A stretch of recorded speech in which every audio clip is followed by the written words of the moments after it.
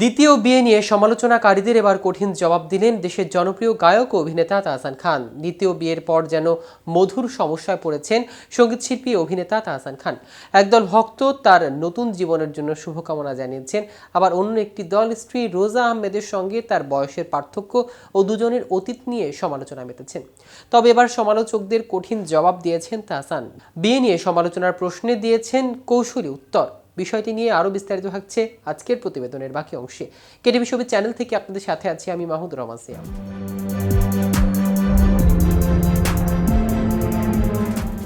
নিজেকে নিয়ে সমালোচনায় বরাবরই নীরব থাকেন তাহসান। অতীতে অভিনেত্রী মিথিলার সঙ্গে তার বিচ্ছেদ নিয়ে কম আলোচনা হয়নি। প্রতিবারই এই অভিনেতা থেকেছেন নীরব ভূমিকায়। এবারও শুরু থেকেই তাই করেছেন। বিয়ে করলেও কোনো ঢাকঢোল পেটাননি, বরং পারিবারিক আয়োজনেই সকল অনুষ্ঠান ও কার্যক্রম সম্পন্ন করেছেন। শনিবার বিয়ের পর সোমবার সন্ধ্যায় অবশ্য প্রকাশ্যে আসতেই হয়েছে তাহসানকে। উদ্দেশ্য তার নতুন গানের মুক্তি। এ উপলক্ষে রাজধানীর গুলশানে একটি রেস্টুরেন্টের সংবাদ সম্মেলনের আয়োজন করা হয়েছিল। সেখানে বিয়ে নিয়ে নানা সমালোচনা ও বিতর্কের জবাবে ঠান্ডা মাথায় তাহসান সুলভী উত্তর দিতে দেখা গেছে অভিনেতাকে।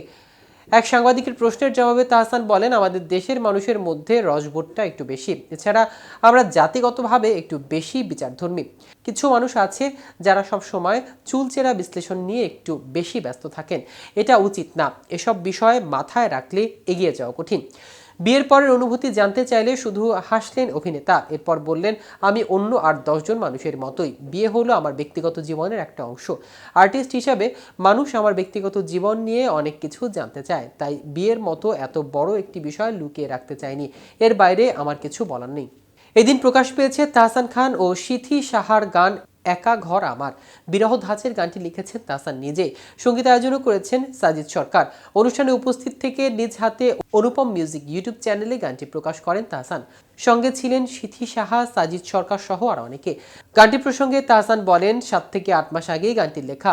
একটা মানুষের প্রেমে পড়ে গেলে সেই মানুষটার প্রতি অনেক প্রত্যাশা থাকে। সেই প্রত্যাশা পূরণ না হলে মানুষের কষ্ট অনেক বেশি হয়।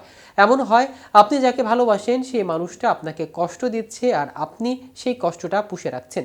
বলতে গেলে একটা মানুষকে ভালোবাসি, আবার সেই মানুষটাকে ঘৃণাও করি। এমন চিন্তা থেকেই এই গানটি মাথায় এসেছে। সত্যি বলতে গত 20-22 বছর ধরে অনেক ধরনের গান করেছি, কিন্তু বিরহের গানের জন্যই দর্শকের বেশি ভালোবাসা পেয়েছি। এবারও ঠিক তাই হলো।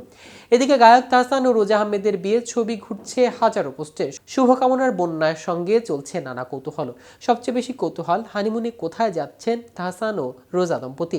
তাহসান ও তার ভক্তদের জন্য খবর হলো, মঙ্গলবার সকালে হানিমুনের উদ্দেশ্যে ঢাকা ছাড়েন তাহসান ও রোজা। যদিও তারা ব্যক্তিগত বিষয় নিয়ে অত বিস্তারিত কিছু জানাচ্ছেন না, তবে তাহসানের ঘনিষ্ঠ সূত্রে জানা গেছে আজই হানিমুনের উদ্দেশ্যে রওনা দিয়েছেন তারা দুজন। তো ভিউয়ার্স, ভিডিওটি সম্পর্কে আপনাদের কোনো মতামত থাকলে আমাদের কমেন্ট করে জানাতে পারেন। সাথে সাথে নিয়মিত showbiz related update informative video পেতে কেটিভি শোবিজের সাথেই থাকুন। ধন্যবাদ সবাইকে।